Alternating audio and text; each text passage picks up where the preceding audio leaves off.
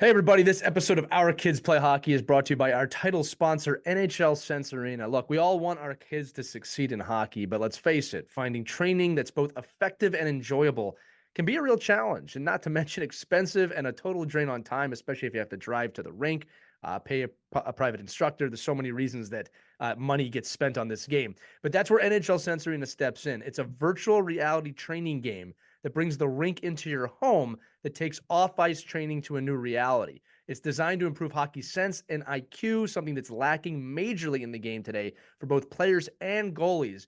And you get unlimited access to over 100 drills and training plans from top coaches and players that can be played anytime, anywhere, with drills approved by USA Hockey player and goalie development directors. Look, improving mental hockey skills at home has really never been more fun, and any hockey player that uses this is going to have a blast. All right. I've used this before on my own, and it feels like you're so immersed in an arena, you sometimes forget you have a headset on. And again, it's not being on the ice, but it allows you to work on some of these skill sets like scanning, as I said before, hockey IQ, looking around the rink, making the right plays, that getting those repetitions in now as a hockey player are super important for your development.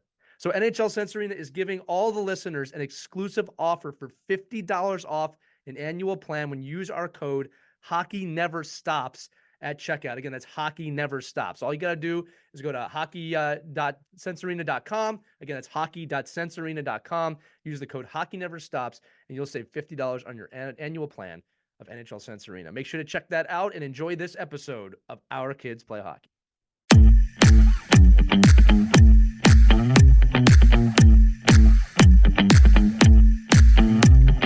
Do you ever have a kid just keep asking you what's the score, especially in those games where they don't keep the score, or in the game they do, they just keep looking up to the scoreboard, looking at the score, wondering the score, what's the score, how do I beat the score? That's what we're talking about today.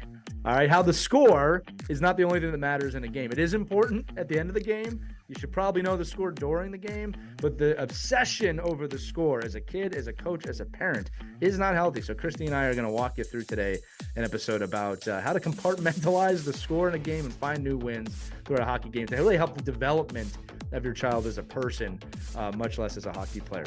Also, if you're inclined, head over to hockeywraparound.com. It's summertime. That means there's a lot of off-ice activities going on, and we all use those $200, $300 ice hockey sticks. The Hockey Wraparound was created to protect the blade of those sticks outside. That's used by a lot of players. Been over 500,000 of them sold. And you get a sale right now at hockeywraparound.com. If you use OKPH at checkout, you get a nice little discount. So check that out, hockeywraparound.com. They also have a couple other solutions out there that were recently patented. I'm saying that correctly. Hockeywraparound.com, hockeywraparound.com, hockeywraparound.com.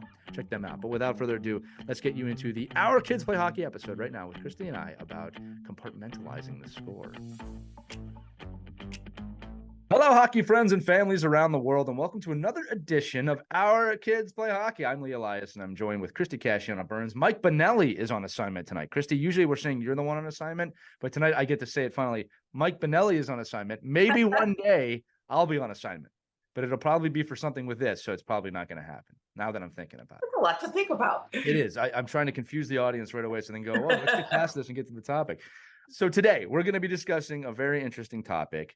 It starts with a story. All right. My daughter, who's a mite, and don't worry, parents of kids and squirts and peewees and bantams and midgets and juniors and pro and everything else, this will still apply to you. But my daughter, who's a mite, is very interested, Christy, in always knowing what is the score to the game. What's the score? Are we winning? Are we losing? In fact, it's not just her. Every kid on the bench wants to know the score. None of them know the score, by the way. They all think it's a different score. Half the kids think they're winning. Half the kids think they're losing. It's not uncommon at the end of the game for both teams to think they've won. It's very confusing. But the question is, what's the score? And as you know, Christy, in mite hockey, they don't keep the score. There's no scoreboard, nothing. You have a time on the clock. Some of the parents keep the score. Some of the coaches keep the score. But there is, by rules, no score. And the reason we do that, just so everybody understands, is because at that age, we want them focused on development.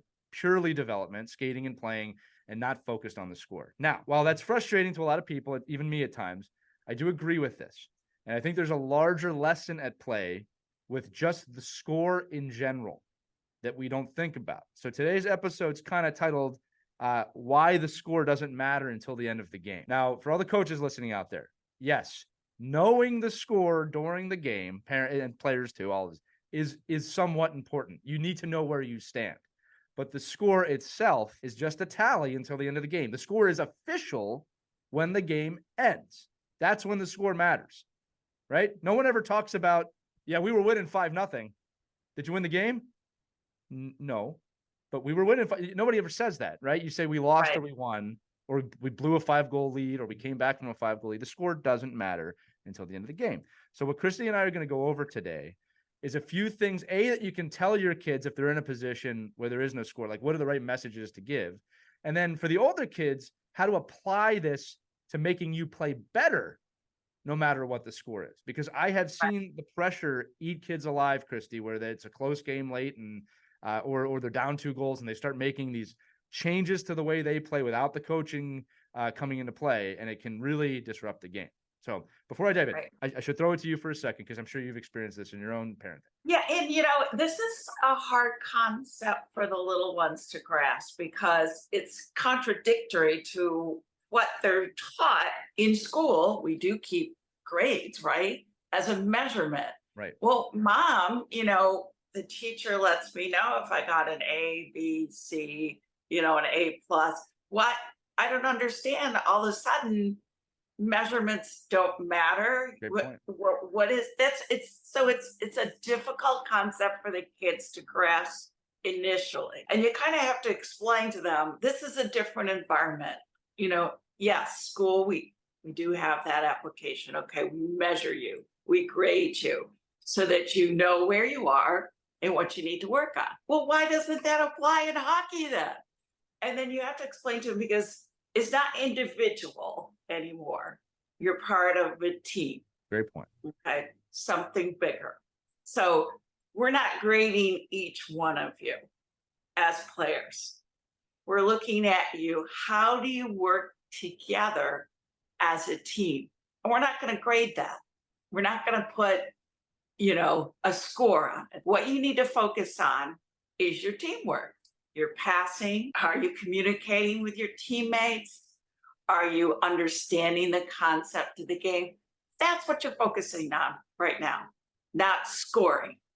And then all of a sudden the little light bulbs go, oh, okay, I get it. So you really need to help the kids understand why you're doing it, not just say, we're not keeping score of this game, because they don't get it, because everything that they do has a measurement. So now let me ask, with your daughter, was she really inquisitive? Did she want to know specifically, why is this different in hockey? And how'd you explain that to her? Yeah, she wanted to know the score after every shift. And you know what? I think one of the mistakes I made, and I think a lot of us do this, was that, we kind of make declarative statements, right? We say, well, listen, score doesn't matter. All that matters is that you have fun. That's what we all say. And it's true. Yeah. It's a good message to have, right? But here's the thing. The kids are having fun, right? They know that, right? And it is true that when you're keeping score, it is a bit more fun because there's more at stake. So what I started to do is, instead of saying, hey, it's just supposed to be fun, started asking questions, right? Yeah. Well, why do you want to know the score? Right. And it's funny because she didn't even know. It's just like you said. You do. Yeah, well, that's what you're supposed to do. They do it in their other areas of their life. Right. So there's some preconditioned thinking there that I started to break into. Even when they play a game in the playground, right? It's win, lose, you're keeping score. Right. In their earliest age. Right. So, but when I asked her again, like, she wasn't even quite sure, right? And then, it started to get a little deeper of just, well, why do you want to know the score, right? Why does that matter to you? And she goes, well, I just want to know if we're winning. And I said, okay, I understand where this is going, right? And this is where it opened up a whole nother line of questioning. And this is where I think the crux of the episode is going to be, right? Then it started getting into okay, what are the things you need to do the next shift to help the team do better? I didn't even say win or lose, because I don't think that should be the only thing that you think about during a game at this level, right? And what I'm trying to do as a coach and as a parent is get her and all the other kids to understand that if you're too focused on the outcome, you're not going to be focused on the present moment, which is very good. It's not as hard as you think for kids to understand that, right? It takes a little work, but they will get this more than you think. A lot of adults, I think kids can't understand. Kids are more present than we are. Yeah. But you have to Right? explain it to them. I did. Yeah. So I said the things that you do on the next shift, both yourself and with your teammates, can help result in the score being better. Right. And again, look, every single kid ever born is focused on the outcome and focused on the future because we teach them to do that. I'm just trying to create some like very micro level consciousness of, hey, you're too far ahead. Let's just go out there and have a good shift. So one of my first messages, and again, if you do keep score, and this is where I'm going to equate it to the older kids, right? If you are focused on the score, I guarantee you're going to play differently, right? And again, I'm not saying you shouldn't know the score. I'm not saying you shouldn't be aware of the situation you're in. There's a difference between being down, 5 goals than to 1 goal, in the sense of just the score is different. If it's changing how you play and putting you into a desperate point of view where you might make bad decisions, I'm not talking about risks. I'm talking about bad decisions, right? It can affect your play. So it's so important as a player that you're able to know that I have my shift coming up and I can affect what I do on that shift. You can't be 3 shifts ahead. You can't be in the third period and the first period. You just have to go out there and play your shift. So going back to my daughter, and I try and give her more goals or more wins, right? So I think another mistake teams make, Christy, is that the win is just winning the game. And then everything's locked up in that. My identity as a hockey player is locked up in the win or the loss. My identity as a coach is locked up in the win or the loss. I try and say your identity should be, what are you outputting next shift? And then let's get more wins. I want to see you, and this is a cute part of the story, I just want to see you skate as hard as you can next shift. I don't care if you score. I don't care if you make an assist. Just show me that you can skate. Again, talking might level, right? You got to find these wins at the older levels. And you know what? She went out there and she came back to the bench. She said the funniest thing. She looked me right in the eye and she goes, my heart is beating so fast. Dad, put your hand on my chest and feel my heart. And then we did this whole thing back and forth where she actually felt my pulse. I felt her pulse. And she was really excited because her heart was beating. And this is the key. She did not ask me what the score was after that shift. Yeah. Right. She was focused on, wow, I did it. I won. I did the thing. So I shifted the win. I shifted the focus from winning the game, which again, I honestly, I don't even know the score in these games. I'm not counting. Right. After 3 or 4, I really lose count because they happen so often in my hockey. She was focused on the win of the shift, which was, wow, my heart is pounding because I worked so hard. And we had a little moment of celebration together. The other coach was like, that's awesome. And the other kids saw it. Right. So I know you see, but you see where I'm going with this is I shifted the focus away from, I didn't just go, it's supposed to be fun, and then it was like, now your heart's beating. Now I want you to get the puck because you're skating so fast. Now the next shift, there's another win. Right. You see where I'm going with all this? Right. And that will serve them well as they get older too, because they're going to go up against teams. And, throughout my kids' hockey experiences, there have been teams that they've gone against that it's, David and Goliath. They face Goliath and they know that there's no way they're going to beat this dynamo team. So the focus becomes, all right, win each shift, win your shift. And if you teach them at this might age the importance of that, then it's familiar to them. Right. Then they get it. Okay, the score, it's already in their psyche. I know that we're not going to beat this team. We're going to do our darndest though to try. And every time I'm out there, I'm gonna win my shift. Right. So that's a really great concept for them to grasp at a very young age, and they can get it. They can get it. So yes, you make it fun. Of course, you want to make it. We always hear that all the time. Make it fun. Make it fun. Yeah. But also, I'm here because it's fun. Right. Help them make sense and learn the game and why it's so important not to focus so much on the score, because later in life they're gonna be in situations where it gets pretty depressing, especially when you're against such a well-oiled machine. And you might be that ragtag team that comes in and is not quite as skilled as the team you're going against. So, and that can be very depressing for kids when they face that. But if they've got the notion that this isn't about the score, this game, we're just going to do our best, and we're going to go after them. We're going to go at it. We're going to nitpick. We're going to win. We're going to score when we can. That's such a great concept to learn at such a young age. So good for your daughter that she's already getting that.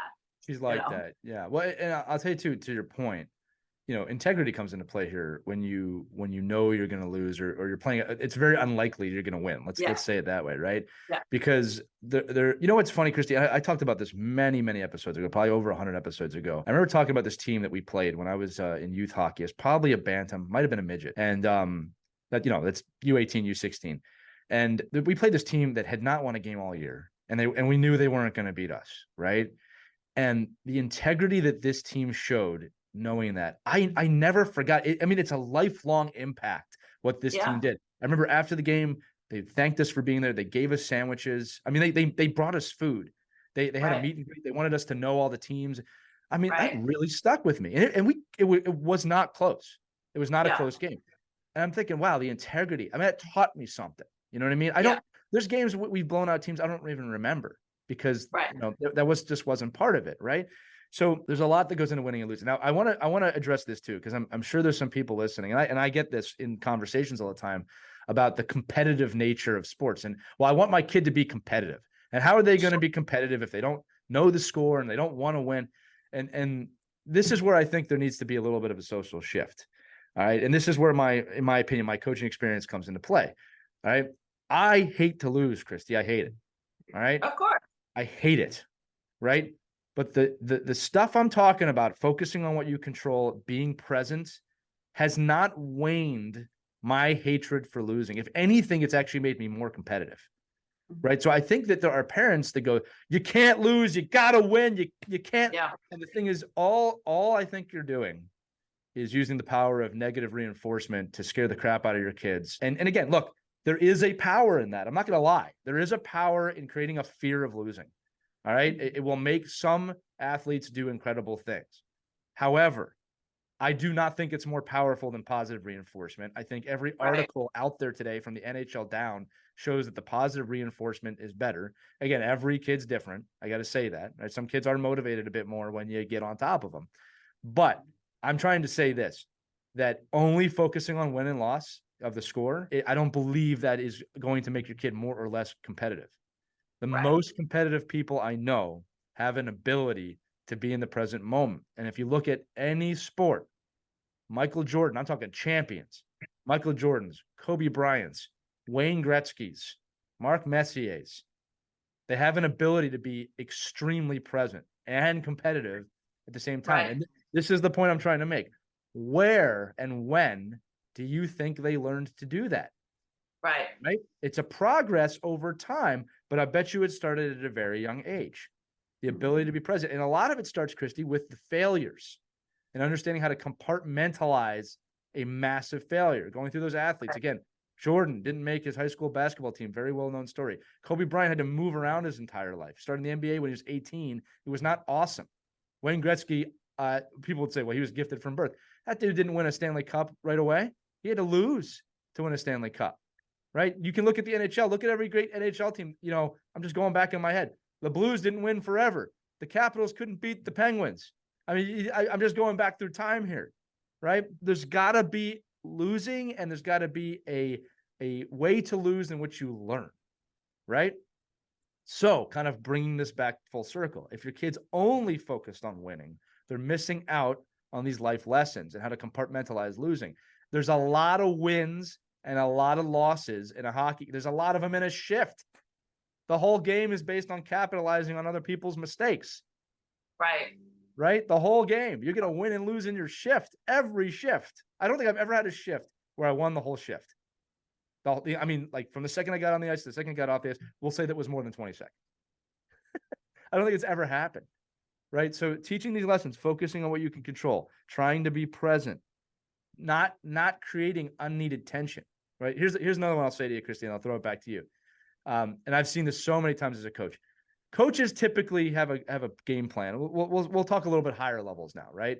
We have a game plan, and we know what we're doing, right? For the most part, I gotta say that, right? Good coaches know what they're doing, and I've seen it so many times where we're in a game, we're playing great, and another team will go up a goal or two goals, and we call it abandoning the game plan.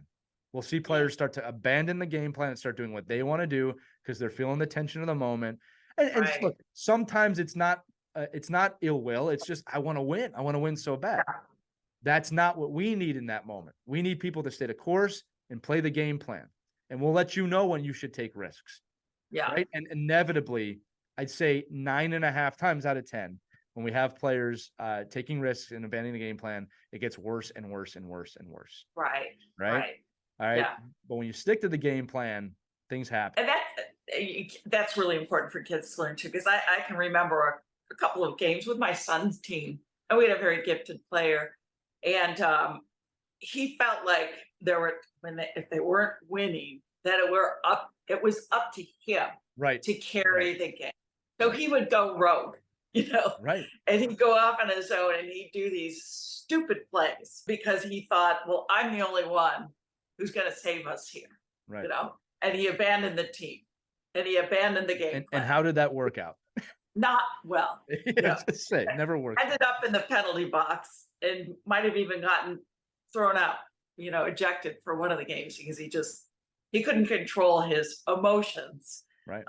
And he was super competitive. God bless him. I mean, I love that competitive spirit, but he didn't know how to rein it in. He didn't know how to focus it. He didn't know how to use it to the team's advantage. That's a great point you just made, right? Yeah. That he has the competitive experience. That's a good thing, right? But Yeah. he could not control it. I think that's a super big point, Christy. Yeah.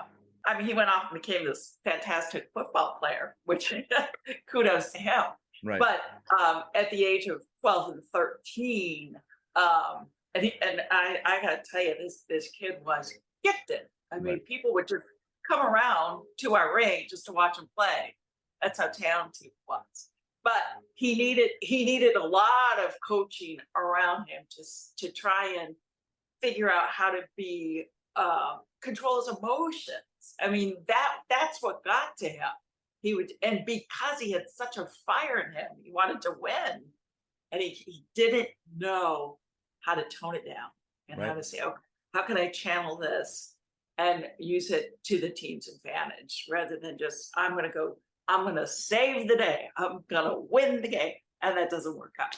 Yeah. Here's some great real world examples based on what you just said. And I'll tell you why he succeeded at football and not hockey. All right. I'll start there. Actually, I've coached football, and it is an incredible team sport. There is virtually no way to win at football without utilizing your teammates. Right. And I think that all football players know that. Now, quarterback's an interesting position because you can take the ball and start running and really build some offense. As long as you don't get hurt. Right. But here's the deal. At the end of the day, you need your defense to come on the field and play as well. There's no way to win that game on your own. All right. Again, all-star performances. Sure. If you're an all-star wide receiver, you need the quarterback to get you the ball. If you're all-star, running back, that offensive line needs to clear the way. Right. Like there's a lot that needs to happen. So I think in football, if you're a star athlete, you have to rely on the team, and you know that.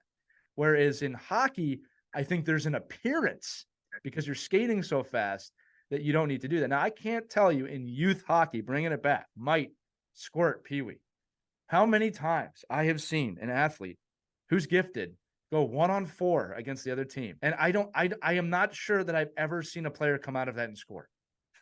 Yeah. Right. Yeah. I don't know if I've ever seen it. Right. I'm sure it happens. Don't get me wrong. We talked about this before, the difference between a good player and a great player. A good player has a lot of talent and makes these plays and tries these things. A great player makes every player on the ice better. Right. You have to utilize the other 4 players, assuming you're full strength skaters, to your advantage. And if you're gifted and you're going 1-on-4 as a coach, you probably already know what I'm going to say. Hey, your teammates are all open. Right.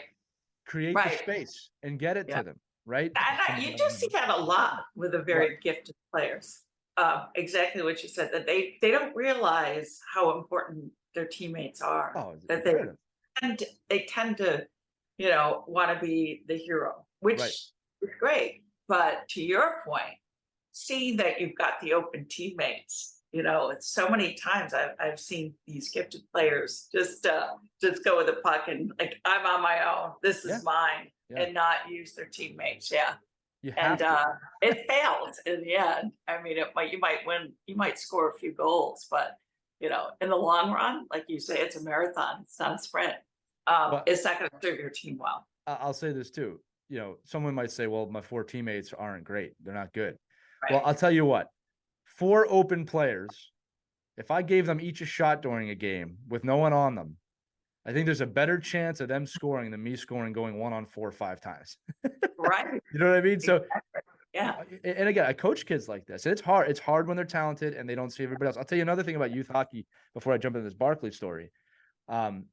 This is something that was a coach woke me up to this, and I thought it was brilliant because I never thought about it this way.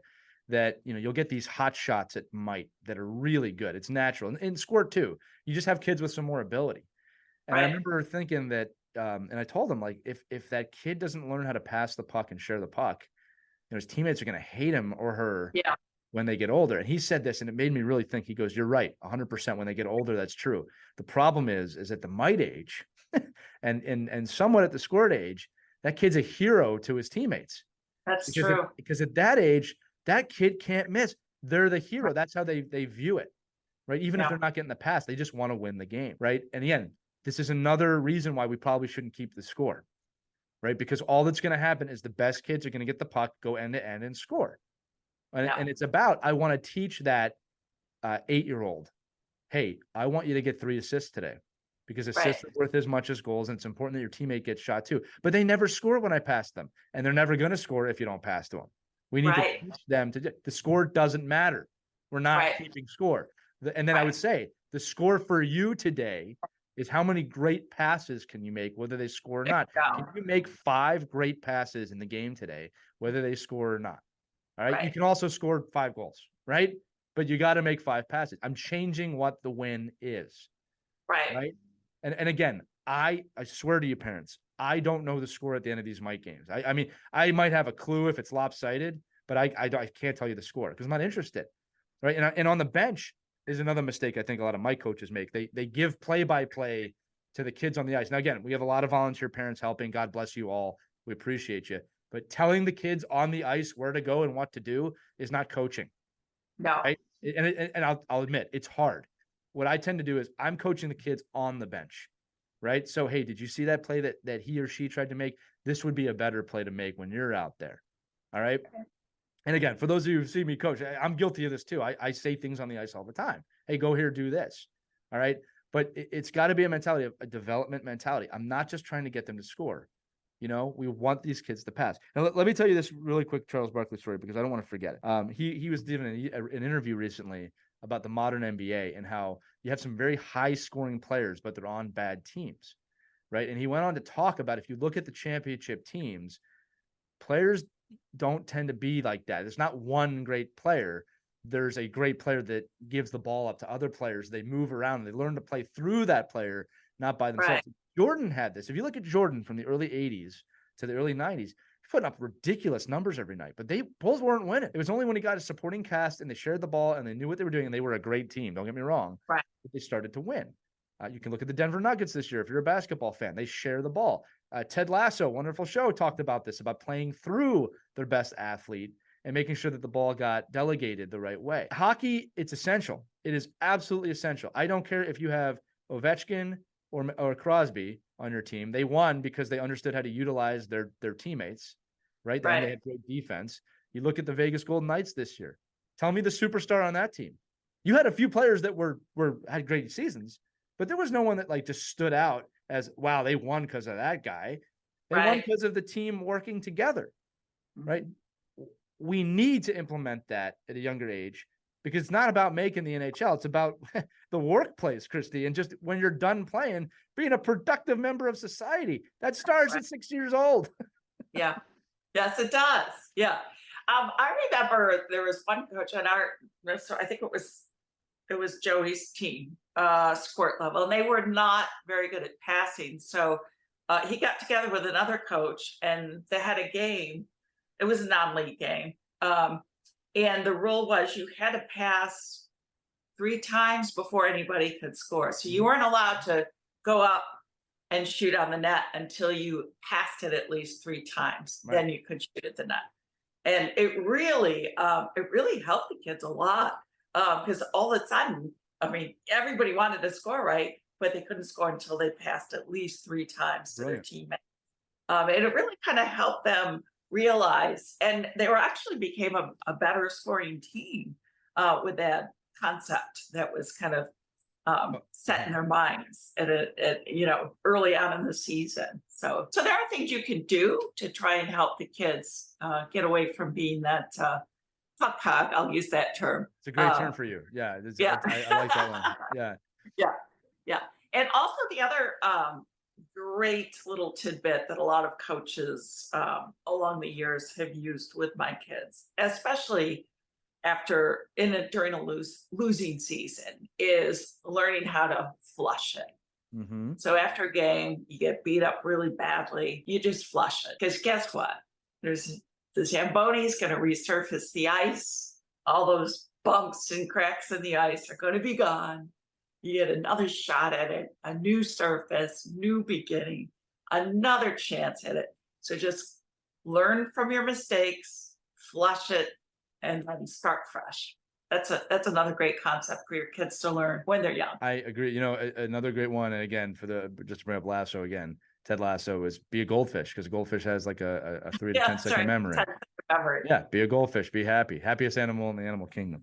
Christy, another one, you bring up a good point about the passing, right? I actually enjoy when coaches implement that, because again, you're changing the win, right? The win is, okay, make 3 passes. One of the things we always say to the young kids, sometimes you got to remind the older athletes this too. I'm putting, what's the fastest moving thing on the ice? We ask the kids that, what's the fastest thing on the ice? And sometimes I'll ask that, and one of the kids will say, well, that player is. And I'll go, it's the puck. The puck is the fastest moving thing on the ice. And the more you can pass it and move it effectively, the better you're going to do.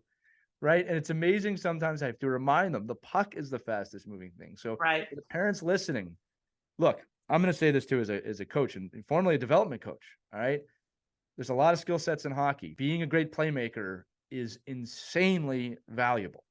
It's insanely valuable. All right. And we don't develop it enough in the kids. All right. I prided myself on being a playmaker when I played. And I think it took me a long way in my career because I didn't have the time to develop a shot like some of my teammates had. They had unbelievable shots. I did eventually, but I could pass the puck to the kid that was going to score. And guess what that got me? It got me on the top line a lot because I could pass to the guy that was going to score. Right? So we have to understand that there's a lot of different skill sets, and that when your kid is 6U, 8U, 10U, scoring's fantastic. I'm not negating anybody that can score, but the well-rounded player can also pass, and we'll look for that pass. So when I see a player go in 1-on-4, I mean, you're telling me a little bit about yourself, and hopefully you're coachable and you can understand why that's not the best move to make.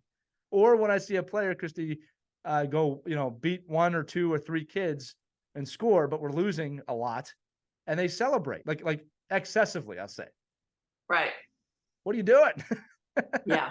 Exactly. What are you doing? And again, we won't look at plus minus at the younger ages, but you might not be back on defense when you need to be there too. There's a lot of wins in a shift. I'm not going to even say a game. And I'm going to say this again. I understand the need to want to know the score. I understand how it creates competition, but you also have to know that score is irrelevant until the end of the game when it matters. And there's a lot of wins on a shift. So if you're in a situation as a youth coach and you think your kids are overly focused on the score, create new wins, whether you're winning or losing. I've had this when we're down 10 goals. Hey, who's going to get the hardest worker this shift? Trust me, the kids will turn right away. I'm going to get it right away. It'll snap present immediately. He'll forget the score. Yeah. And our coach used to have a hard hat that he would give the kid who worked the hardest, got the little construction hat, the hard hat, and it had hardest worker written on the hard hat. Yeah. And everybody wanted it. They want that more than the game. Wanted that hard hat. They want that more than to win the game. Now, again, most teams. The puck, more than the puck. Go ahead. I'm sorry, Christy. Yeah, more so than the puck that won the game. They'd rather have the hard hat. Right. Because that was cooler. Yeah. I said, there's a reason they only give that helmet out when you win the game. I don't know. Maybe they shouldn't. Maybe they should give it out when you lose the game too. But the point is, that's more of a win for the kids than winning the game. Right. Yeah. And again, yes, it's a little bit of an individualized prize, right? Sometimes kids selfishly want it, but they're striving for something, right? You're teaching it. Right. And I think how you create those rewards is very important. You want it to go around the room. Right. That's why I think at the top levels, they have the player that won it has to give it away. Right. It's not the coach picking. It's the player picks somebody else in the room that's doing it because, Yes. I think that's important as well. Yeah. So Yeah. look, And then you're building the whole feeling of a team. right. You're looking out for each other. So in the might level, you don't keep score. How are the parents about that? Are there parents who are keeping score? And do they openly argue with the concept of not keeping score? Are they upset about it? Or is everyone pretty good about it now? Because back in the day, Right, right. back when I was a Mike parent, parents hated that. They weren't grasping it and they couldn't stand that we weren't keeping score. How are parents today? I think it's a mix. I think Yeah. that I think a lot of it comes down to if you played hockey or not, to be honest with you. Because Hmm. like I've seen parents that come out and they just don't, they're not worried about it. It's Right. just that activity their kids doing. Yeah. And then you have parents like me that have played and want to win and everything matters. And I'm joking to a point, but I have seen everything from parents, which again I'm not poo-pooing this. I've seen parents keep the score on their phone, right? Sure. Right. Like, again, look. I think there's an element too as a spectator wanting to know, right? That's why I'm Okay. saying I'm not against it. It's what you do with it after that's what's important. So just again for the parents listening, if you want to keep score in your mind just for your own devices, I'm not going to tell you not to do that, right? You're watching, you want the game to be interesting, right? But if you come down to the bench after the game and say, "Hey, you lost 6-5 Right. because of this play," Yeah. you're crazy. In a might game, much less anything else. You're crazy if you think one play in a might game, every play caused the game to win or lose. You know what I mean? Yeah. So that's one aspect of it. I Do think we're both. parents do that? Have you had a I have parent? not seen too much of Okay. that. Again, I think Yeah. if they do it, it's in private. All Yeah. right. I'm sure it happened. I'm sure it happens too. Again, I think a lot of this also comes down to the league or the coach explaining to the parents, like, look, this is why we don't keep score. And you can say, like, I don't like it a lot either, but here's why we Right. don't do it. Right. It's hard when you don't have a score. And then here's the things you should probably reinforce with your kids. But Christy, as you know, at the end of the day, once they get in the car, I mean, they're with their parents, right? The coach is a very small part of their life, time wise, right? So I think it's on all of us as parents to understand that whether you keep the score or not, this is what I would do. It's the sandwich method. If assuming your kid wants to talk about the game, which remember, car ride's not for Why coaching. We've not? talked about Right. that, right? If your kid wants to talk about Slurpees and Fortnite after the game, let them talk about it. All right. But if the kid does want to talk about the game and you've got some positives and negatives, you sandwich it. You tell them a positive, a negative, and then another positive. Right. This is what we do at kind of the mid levels with the teenage kids. Hey, you did a great job at skating hard today. I think you could have worked on your passing a little bit and maybe your on ice awareness. But I really love that you finished the game and you never quit. Very good. Right. That's how you should generally do it. I That's a have good seen kids go ahead. I'm sorry. Go ahead. Yeah. That's a good sandwich. It's a delicious sandwich, right? I have seen parents just tell their kids what they've done wrong. Or I've seen parents, and like I've had to stop myself from doing this. I've seen parents whose kid had a great game, but they made one big mistake. And they come down and go, "You made this kind of big mistake today." Mhm. Right. And it's like, if they played 95% of the game well, just tell them they played a good game. Yeah. And Right. they know they made They that mistake. know. You don't have to tell them. They know. Right. Again, They'll probably tell you I'm a at goalie some point. dad. I'm a goalie dad. My kid makes plenty of mistakes in net a game right now at his age, but he, like I said, he played a game yesterday. I thought he played phenomenal. I really did. He played 90% of the game, maybe the best I've ever seen him play. I didn't bring up the mistakes. I just said, "Hey man, you really played great today. I really love that you played so hard today." You know what? He had a smile on his face afterwards. Right? That's what I'm looking for at that age. All right. So look, rounding this out because I'm looking at the time. All right. These are my three, Christy. If you want to do three too, if we had to pick three things to say to a kid who really wants to know the score, right? So just alternative to the score. These are my three things. One is let's change the win. Change the win away from just the scoreboard to what can you win this shift or this period, right? Can you pass the puck 3 times a shift? Can you get an assist? Can you make a good pass to 3 of your teammates that have never scored a goal? Change the win, right? And the win should not be, can you get 5 goals this shift? That's not a great win. All right. So that's number one. Number two, Christy, you said this, be a goldfish, flush it down the toilet, whichever one resonates more with your kid. All right. Have that quick memory. You're going to make mistakes in hockey. It is part of the game. It is your choice to beat yourself up for it for months or for 5 seconds. All right. And then be inquisitive as a coach or as a parent. Don't tell them what they should have done differently. Ask them, hey, what do you think you could have done differently in that situation? Let them ask you for help of what could I have done differently. All right. Ask them, be inquisitive, let them think it out. That's how they learn. Then the third one is again, a little bit like the goldfish one, but be present. Hey, isn't it wonderful that we're playing hockey today, especially now in the summer when it's 90,000 degrees outside? It's nice and cool in here. Isn't it awesome we get to be together right now? You gotta remember to enjoy the moment. All right. There's that great quote of, I wish someone could tell me when we're in the good old days, when we're in them, right? Yeah. This is something I'm learning, Christy. And again, you've been through it. I'm in the good old days with my kids right now, and I can tell. I really, it's a test sometimes, but I really try and enjoy, like, isn't this great that I'm in the rink with both my kids? I had a moment yesterday. One was playing goalie on one end, one was playing skater on the other end. I said, this is kind of cool that I'm watching my children play hockey, because our kids play hockey. Sorry, I had to name drop there. I'm watching these kids play. And then, we did a public session and we were together. And I had a moment, I was like, my kids are skating with me. You got to really take yourself out, like 5, 10, 20 years ago. Like, I love hockey. My children are experiencing this with me. This is awesome. Don't lose sight of that as a parent and as a kid. And then when they get older and they take you out to dinner and they pay for the dinner and you're sitting there and like, wow, my kids are paying for something. Right. And I'm benefiting from it. It's like a great moment. and I need to thank you, Christy, for giving me that light at the end of the tunnel right now, because we offer, our kids have some savings, and we say, hey, you want to take mom and me out to dinner? They go, no. Wow. No. Why would I do that? You can pay for it. I was like, dang, all right, we'll give that one another 10 years to simmer in the oven there. It just gets better and better as the kids get older. So just remember that every phase is wonderful. So you're right. And I love this phase now where my kids are adults and they're going to do just fantastic things in their adulthood. So what do you do with all that time? That's a great phase too. So just live in the moment, every phase. Right. It just gets better. So yeah. And the other thing we should add on that list is making sure that your kids know that hard work, if you work hard, is going to pay dividends. Right. So ask them, did you work your hardest? Did you do your best? Well, yeah, I did. Or no, I didn't. Okay. Well, you know what? Next game, do your best. Work hard. Work at what you didn't. Look back. What didn't you like? What didn't work for you? Work on that. Hard work, hard work, hard work. You'll see the result. It's a great point, Christy. Yeah. In fact, just in closing, to support your fact, we as humans, this is true of children to adults, we don't really know what we're capable of.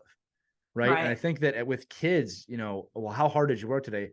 Getting them to continually raise the bar on what is hard work. I could see how that over 10, 15 years, 18 years could pay off when they get out of college or get out of school and understand that, okay, now it's time to work. I know what my output level is. Right. Yeah. We were talking about that before the show. So output, hard work it's always a good message, and explain to them, what do you think hard work is? How hard can you work? Is that the win? Show me how hard. I'll never forget my daughter saying, my heart is beating so fast. It was the coolest thing. Yeah, it was very cute. So I'm going to end it on that. Christy, again, wonderful episode with you. I love doing duets with you. No offense, Mike, wherever you are on assignment today. He did a rink, believe it or not. That's where he is. Of course he is. That's where he does. That's what he does. So that's going to do it for this edition of Our Kids Play Hockey. If you have a topic idea or a comment or even a concern, you can email us at team@ourkidsplayhockey.com. We love hearing from you. We get emails every week.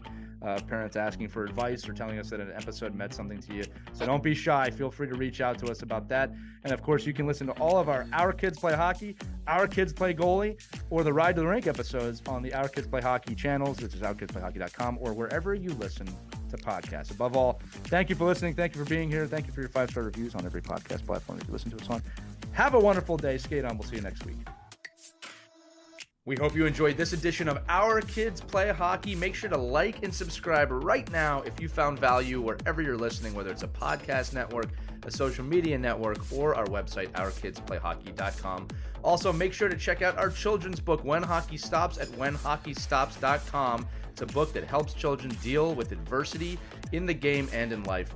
We're very proud of it. But thanks so much for listening to this edition of Our Kids Play Hockey, and we'll see you on the next episode.